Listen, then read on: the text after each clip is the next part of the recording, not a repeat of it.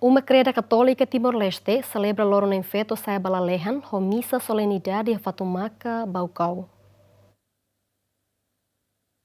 Arcebispo Metropolitana Dili hamutu ko Congregação Salesiano inclui Saranisira celebra lorong na infeto sai balalehan no missa solenidade nebe realiza ia Santuário Maria Auxiliadora Fatumaca município Baucau. Arcebispo Metropolitana Dili Dom Virgílio Cardeal do Carmo da Silves de BHTeten. Na infeto balalehan la significa laodok no haketak an mai be na infeto na fatin acompanha no sustenta na fatin Saranisira ho difunu hasoru diabu ni halokat sira. Dong Virgílio hatutan festa na infeto nian sempre convida Saranisira ho dihametin pas no unidade. Tamane husuba Saranisira atu na fatin banati tuir na infeto ni halok hakraikan fiar no obedece. Festa Susani, festa na infeto ninian, sempre sai momento ida convida Sarani toma, atu ita hameti na fatin, tama ita hotu, ia itania domi bot bana infeto.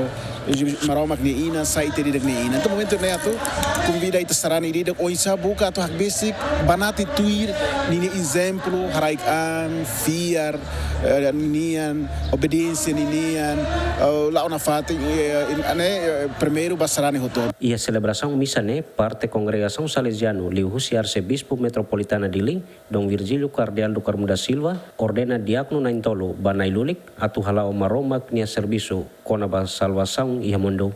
Feliciano Venancio Belo, GMN.